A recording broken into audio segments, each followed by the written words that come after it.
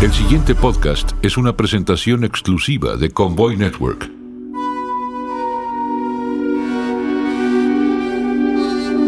Un culto es una comunidad dedicada a obedecer a un autoproclamado profeta. Un profeta que alejará del mundo a todos sus fieles y cambiará radicalmente su sistema de creencias, sus valores morales y su ideología, para después terminar con sus vidas. En la historia moderna, un culto en especial quedó registrado entre los más crueles y peligrosos del mundo. Esta secta estuvo a punto de provocar un apocalipsis real y la aniquilación de todo un país. Todos sus integrantes fueron manipulados por un carismático hombre que afirmaba ser un iluminado, que había visto el fin de los tiempos y la desaparición de la humanidad. Convoy presenta Falsos Profetas, primera temporada. En este episodio, Shoko Asahara. Nos ubicamos en la prefectura llamada Yatsushiro Kumamoto. El año es 1955. La familia Matsumoto lucha por sobrevivir con los pocos ingresos que pueden obtener. El padre de familia se dedica a tejer tapetes de paja tradicionales.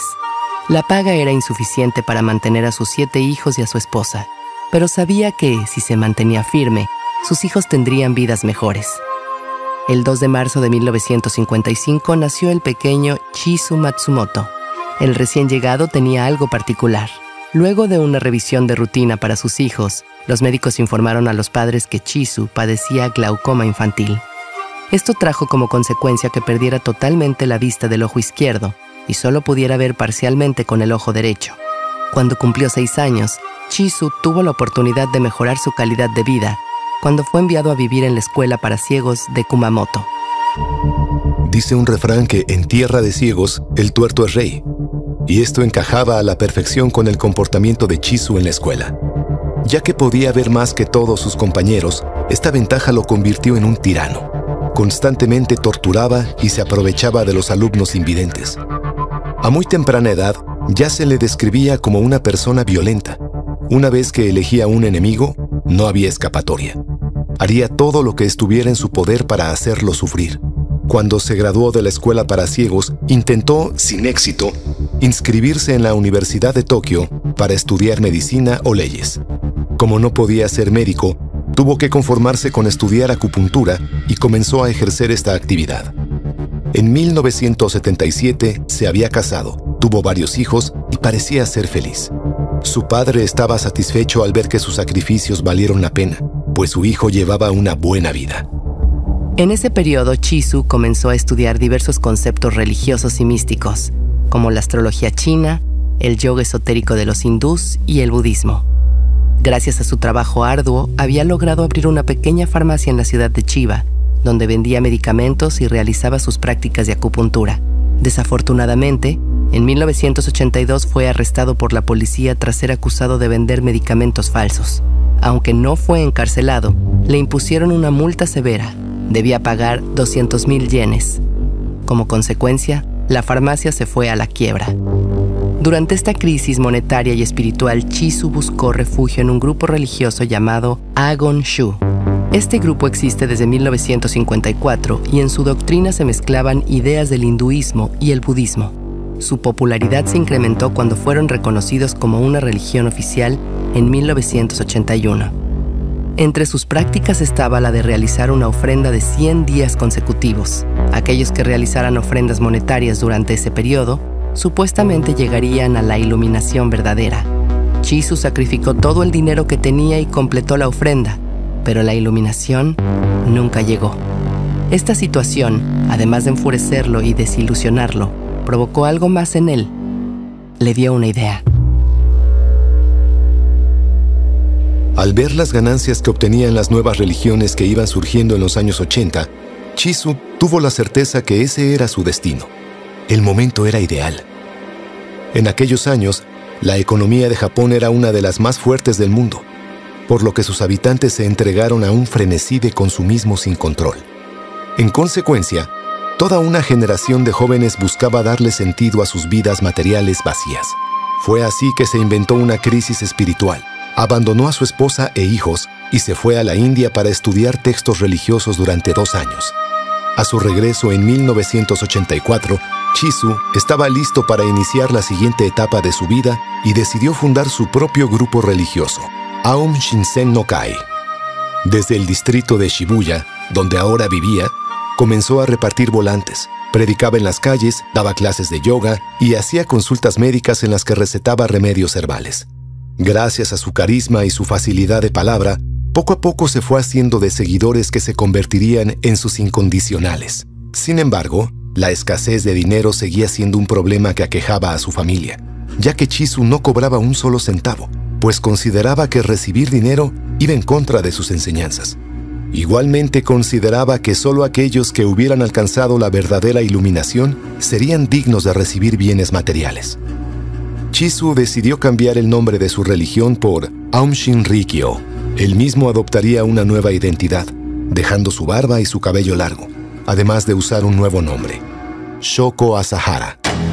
Se supo que en 1987, Shoko Asahara había ido a la India de nuevo. A su regreso, comunicó a sus seguidores que finalmente había alcanzado la iluminación, por lo que sus discípulos más cercanos comenzaron a ofrecerle dinero a cambio de enseñanzas de un grado más alto.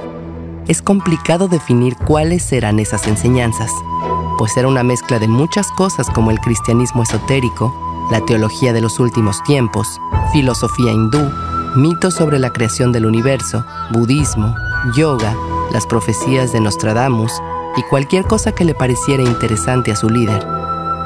Quienes ingresaban al culto eran sometidos a diferentes prácticas que les causaban dolor, pues Asahara tenía la creencia de que solo el dolor podía liberar el espíritu humano. Los adeptos eran forzados a beber la sangre del líder o el agua usada de una tina de baño. Otros más eran aislados en cuartos especiales durante días, en los cuales los forzaban a consumir drogas alucinógenas. Algunos eran obligados a tomar baños en agua extremadamente caliente, a temperaturas de 50 grados centígrados, lo cual les provocaba severas quemaduras y en algunos casos hasta la muerte. Todo esto no tenía otro objetivo más que doblegar la voluntad de sus seguidores para que obedecieran incondicionalmente a su líder. Shoko Asahara también aseguraba que era capaz de leer la mente, predecir el futuro y que podía levitar durante varias horas al día sin que nadie hubiera presenciado ante sus ojos tal evento. Sus fieles consideraban que Asahara era la reencarnación de Jesucristo, Buda y el dios hindú Shiva, lo que prácticamente lo convertía en una especie de superdios. En todas las actividades del culto, aunque parecían no tener sentido, había un objetivo implícito: lograr que un día Asahara se convirtiera en rey de Japón y posteriormente del mundo entero. Para lograrlo, Shoko echó mano de aquello para lo que realmente era muy bueno: la autopromoción. Así que buscando aumentar sus seguidores y sus ganancias, Asahara echó mano de todos sus recursos para diseñar una agresiva e intensa campaña de reclutamiento. Una de sus estrategias fue contratar a un estudio para que le hiciera un anime.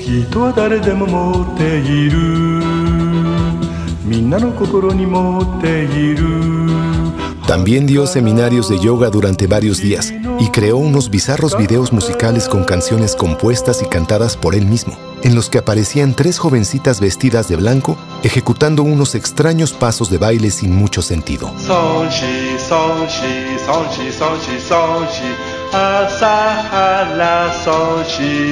Shoko Asahara comenzó a volverse muy popular.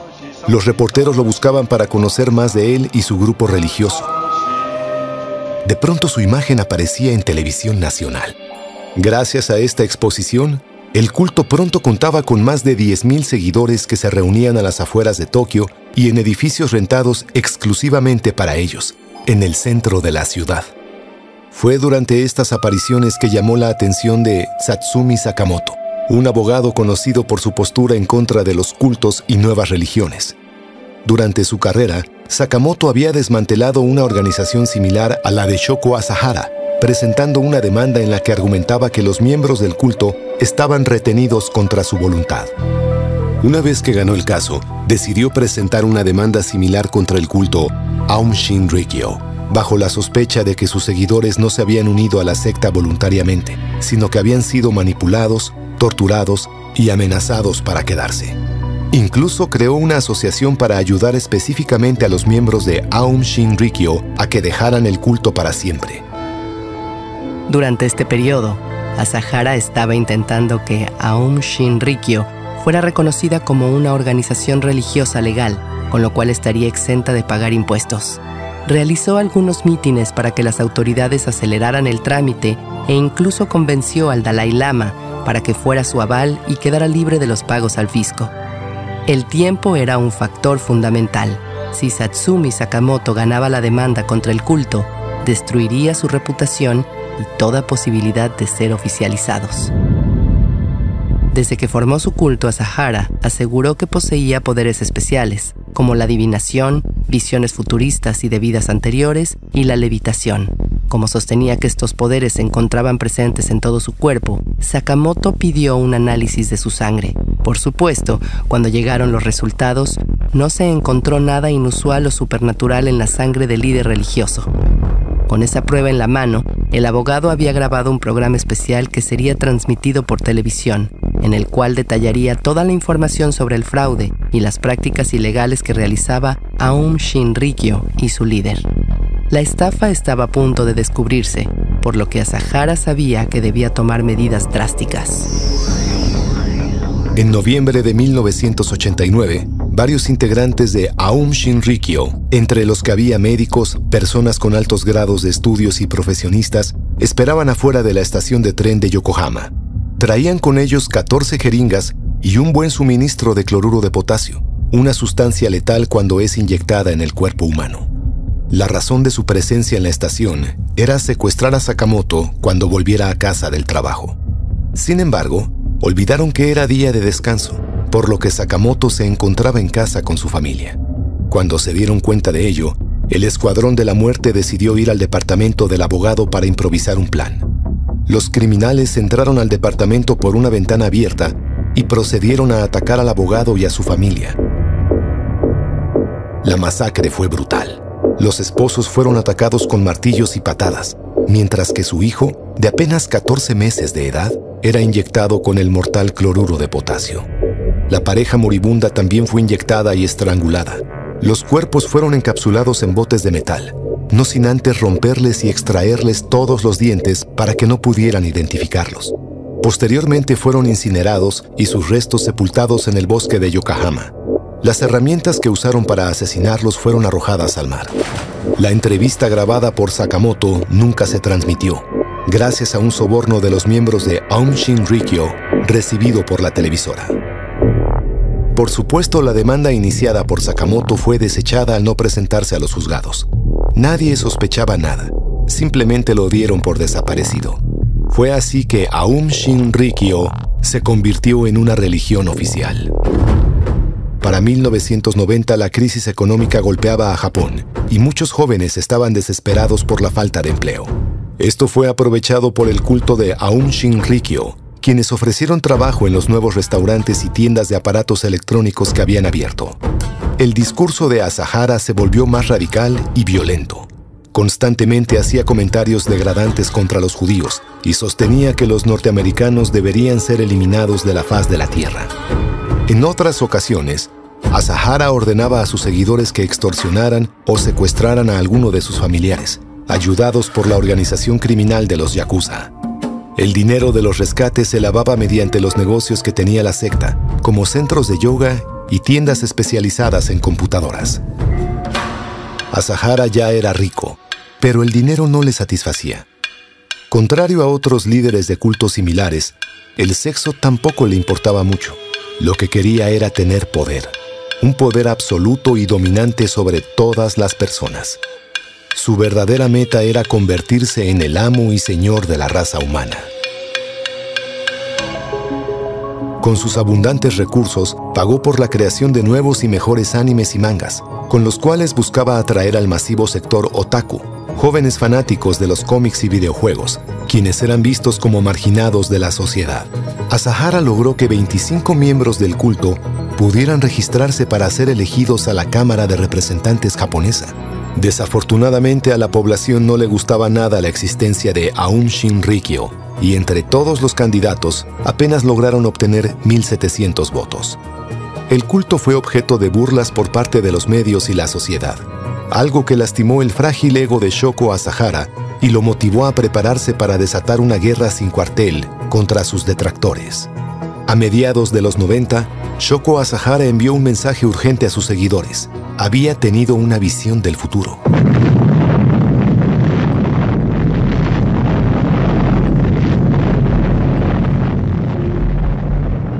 En esa premonición, Estados Unidos había envuelto a Japón con el fuego de armas nucleares.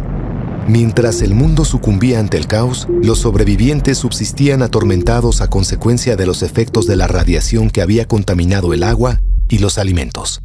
Sus cuerpos se iban deteriorando mientras el cáncer los iba consumiendo. Este era el nuevo discurso que Asahara promovió entre sus fieles, quienes estaban sumamente atemorizados y paranoicos.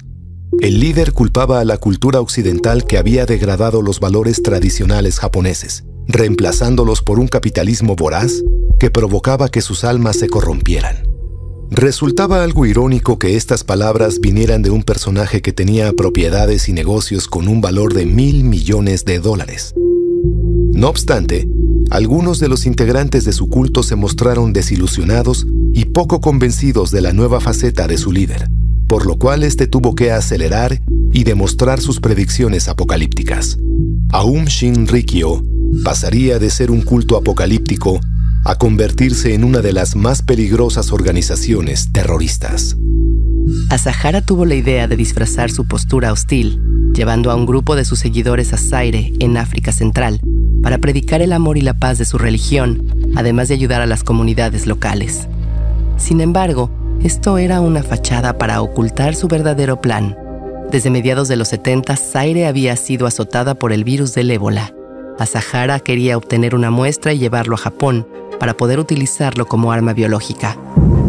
Como fracasó en su intento, Asahara intentó cultivar cepas de botulismo y anthrax, además de poner en marcha instalaciones dedicadas a la fabricación de compuestos que afectan al sistema nervioso, como el gas sarín y el VX. En 1993, el culto comenzó a vender drogas ilegales para obtener más dinero, utilizando a los yakuza para comerciar los enervantes e intimidar a la competencia. Con las ganancias compraron un enorme rancho ovejero en Australia. Ahí probaron los agentes tóxicos que habían fabricado para comprobar su letalidad en un futuro ataque terrorista. Mientras tanto, en la ciudad de Koto, un grupo de seguidores de Asahara estaba experimentando con botulismo y anthrax, vaporizándolo y expulsándolo desde un edificio de 8 pisos. Los habitantes de la zona comenzaron a notar un olor fétido y también reportaron síntomas como náuseas y vómito intenso. Shoko Asahara quería provocar una epidemia que sostuviera su predicción del anunciado apocalipsis.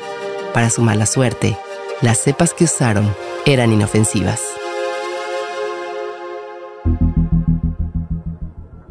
Como los ataques habían fallado, Shoko Asahara incrementó la paranoia entre sus seguidores. Les aseguraba que el apocalipsis estaba a unos meses de ocurrir y que la policía, los masones, los norteamericanos y el gobierno japonés querían destruirlos. Por esas razones, su misión era limpiar a la humanidad de su presencia, desatando el Armagedón. Asahara ordenó a sus seguidores que ingresaran por la fuerza a diferentes dependencias. Su objetivo era robar los datos de las licencias de conducir del departamento de policía, información acerca de la tecnología láser de la compañía Nippon Electronics, así como documentos técnicos en los que esperaban encontrar información sobre cómo fabricar tanques de guerra. De igual forma, le ordenó a su ingeniero en jefe que comenzara a fabricar y a ensamblar 1000 rifles AK-47. Los miembros del culto estaban armándose con rapidez y estaban dispuestos a morir por su líder. Mientras eso sucedía, días después de los allanamientos de morada, intentaron un nuevo ataque, el cual sacudiría al mundo entero.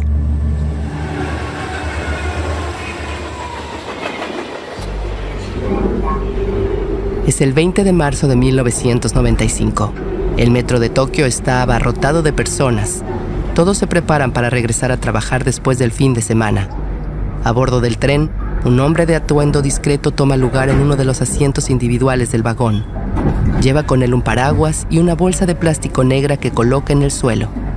Luego de recorrer algunas estaciones, el hombre da un par de golpes con el paraguas y baja del tren, perdiéndose entre la multitud. En realidad, lo que había hecho era perforar el contenido de la bolsa que llevaba, liberando algo mortal: gas sarín. Poco tiempo después, los pasajeros del tren perciben un extraño olor químico y comienzan a sentirse mal. Otros 4 hombres se habían colocado estratégicamente en diferentes estaciones para realizar un ataque coordinado, usando la misma técnica que el primero. Los pasajeros tuvieron problemas con la vista, algunos comenzaron a vomitar sangre y también presentaban convulsiones. Las autoridades, al darse cuenta que algo malo estaba sucediendo, detuvieron la ruta de los trenes afectados, provocando que quedaran atrapados a mitad de los túneles, con vagones llenos de gas sarín. Miles de pasajeros intoxicados intentaban escapar por los oscuros túneles. En otras estaciones, los empleados de seguridad intentaron alejar los paquetes de gas sarín con sus propias manos, aunque en unos cuantos minutos perdieron la vida. Aquellos que intentaban salir a la superficie no tenían idea que también acarreaban el mortal gas en su ropa, con lo que a su paso iban intoxicando a más personas. En las calles, ambulancias y paramédicos intentaban atender a los afectados sin tener idea que se enfrentaban a un asesino silencioso e invisible. Afortunadamente, un experto en gas sarín, al ver por televisión lo que ocurría, de inmediato notificó a las autoridades y a los hospitales sobre cómo tratar el envenenamiento por este gas. Al final, 980 personas perdieron la vista o tuvieron afectaciones de otro tipo. 54 sufrieron daño cerebral y 13 más fallecieron. 48 horas después de los ataques, las investigaciones dieron con los emisarios de Shoko Asahara, quienes a su vez llevaron a la policía a las instalaciones donde vivía su líder. Las autoridades estaban sorprendidas al ver los contenedores con gas sarín y VX en cantidades suficientes para matar a 4 millones de personas. También encontraron una gran cantidad de armas químicas, explosivos e incluso un helicóptero militar ruso, con los cuales pretendían atacar la ciudad de Tokio.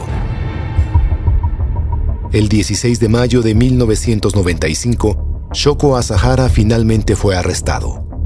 Lo encontraron escondido dentro de un falso muro en los cuarteles generales de Aum Shinrikyo. Pese a ello, los ataques continuaron, ahora liderados por una de las hijas de Asahara, quien solo tenía 13 años. Colocaron 4 bombas de cianuro en estaciones de tren, pero al igual que en otros ataques previos, los detonadores fallaron. La terrorista adolescente fue arrestada junto con los miembros más cercanos a Asahara, con lo que el culto quedó despojado de su estatus legal, declarado en bancarrota y desmantelado. Humillado y derrotado durante el juicio en su contra, Shoko Asahara balbuceaba incoherencias y clamaba a los cielos por un milagro que pudiera salvarlo de una sentencia de muerte segura. Por increíble que parezca, con esa estrategia pudo prolongar las audiencias durante 8 años. Pero ya nada podía salvarlo. Posiblemente en algún momento se dio cuenta de ello, pues en el año 2000 decidió guardar silencio perpetuo y no volvió a hablar con nadie más por el resto de su vida. Cortó comunicación con sus amigos y familiares, se negó a comer e incluso se negaba a utilizar los sanitarios, por lo que era forzado a alimentarse y se le colocaron pañales para adulto. En 2004 fue sentenciado a morir ahorcado y el 6 de julio de 2018, Shoko Asahara fue ejecutado junto con 6 de los miembros de su culto. ¿Cómo es posible que personas que se dedicaban a salvar vidas y profesionistas con altos grados de estudios pasaron de un momento a otro a convertirse en asesinos sin escrúpulos? La ausencia de un propósito en la vida, la falta de integridad, el escarnio social y la poca empatía con el prójimo fueron el caldo de cultivo ideal para las manipulaciones de Shoko Asahara. Se estima que en la actualidad existen unos 30.000 miembros divididos en diferentes ramificaciones de Aum Shinrikyo, quienes usan nuevos nombres y están dispersos en Japón, Bielorrusia y Kiev. Aunque son vigilados constantemente por las autoridades y no hay reportes de que planeen nuevos ataques, la influencia de su líder sigue presente. Shoko Asahara fue un líder que, de haber sido considerado un superdios, terminó en una celda oscura, humillado y olvidado por la ciudad a la que alguna vez intentó poner de rodillas. Convoy presentó Falsos Profetas, primera temporada. En este episodio, Shoko Asahara. El guión de este episodio fue escrito por Iván Nieblas. con las voces de Brenda Cuello y Edgar David Aguilera. La realización fue de Alex López. Hasta la próxima. Convoy.